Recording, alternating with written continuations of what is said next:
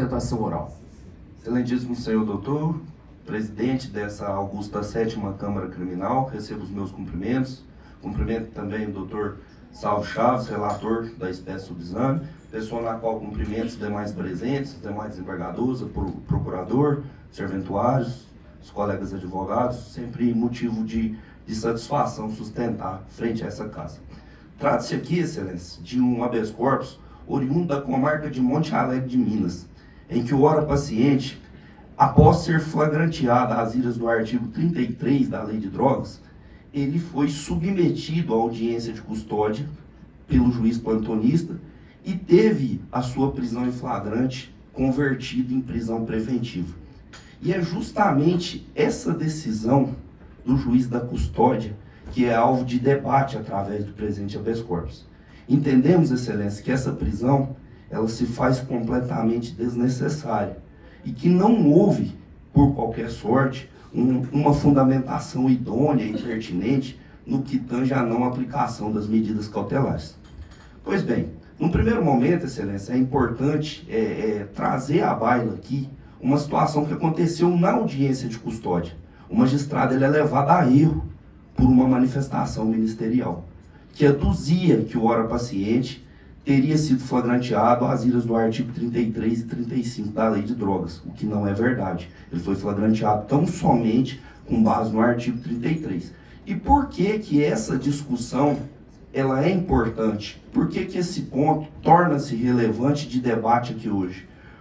Porque quando da conversão do flagrante em preventivo, o magistrado se utiliza de questões inerentes ao próprio tipo penal do artigo 35 para subsidiar a custódia cautelar, ou seja, um tipo penal pelo qual sequer o ora paciente se viu flagranteado.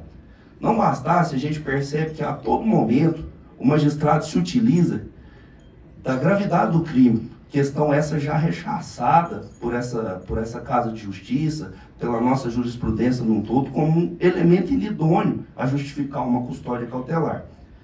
E talvez, excelências, aqui o cerne da discussão posta a debate seja a quantidade de droga apreendida. A quantidade de droga apreendida, ela não foi uma quantidade ínfima. Isso é óbvio, não foi uma quantidade ínfima.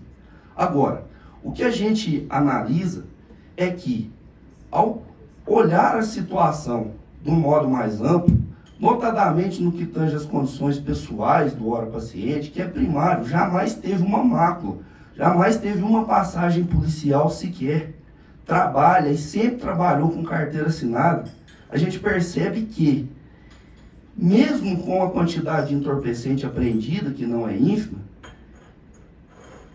não seria o bastante essa situação para colocar em xeque, para colocar em risco o requisito da garantia da ordem pública.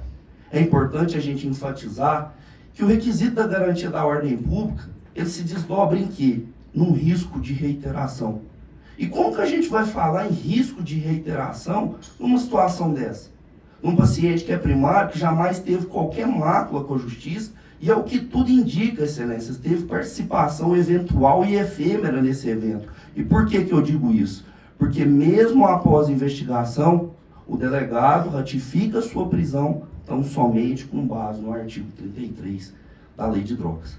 E mesmo que essa quantidade de droga, excelência, fosse considerada exacerbada, diuturnamente o STJ se manifesta no sentido de que a quantidade de entorpecente apreendida não é apta a justificar uma prisão cautelar por si só.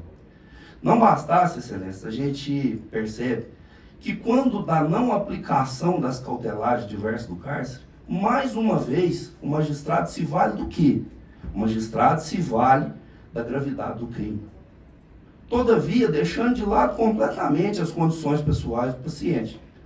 E aqui, fazendo um exercício de futurologia, tratando data máxima vênia, a prisão, como uma medida punitiva, como uma medida de antecipação de pena, o que é inaceitável. Porque se a gente for fazer esse exercício, excelência, de futurologia, recairemos aqui numa prisão preventiva que diz respeito à base principiológica da prisão, notadamente no que tange a proporcionalidade, a razoabilidade e a excepcionalidade. Por quê? Ao que tudo indica, o ora paciente, ao final do processo, em uma eventual condenação, possivelmente terá um regime prisional inicial menos gravoso que o regime prisional da prisão preventiva, da prisão cautelar.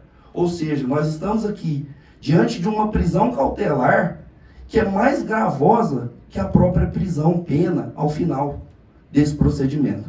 Então, Excelência, o que busca a defesa, dadas as condições pessoais do ora paciente, dados esses argumentos levantados aqui da tribuna, é que haja a revogação da sua prisão com a aplicação das medidas cautelares diversas do cárcere. Como eu disse, a sua participação nesse evento foi eventual. Há uma notória possibilidade de, ao final do processo, ele ser beneficiado com um regime menos gravoso que o que ele está agora. Então, essa prisão, ao meu ver, ela é completamente desnecessária. E eu tiro por baixo disso até um entendimento do ex-desembargador dessa casa, Dr. Paulo César Dias, que falava que, quando se vislumbra de plano, que ao final do processo, a prisão pena será menos gravosa que a prisão cautelar ela se faz completamente absurda. Então, Excelência, o que se pede é a revogação da prisão preventiva do paciente e a aplicação das medidas cautelares diversas do cárcere. Eu agradeço a todos pela atenção.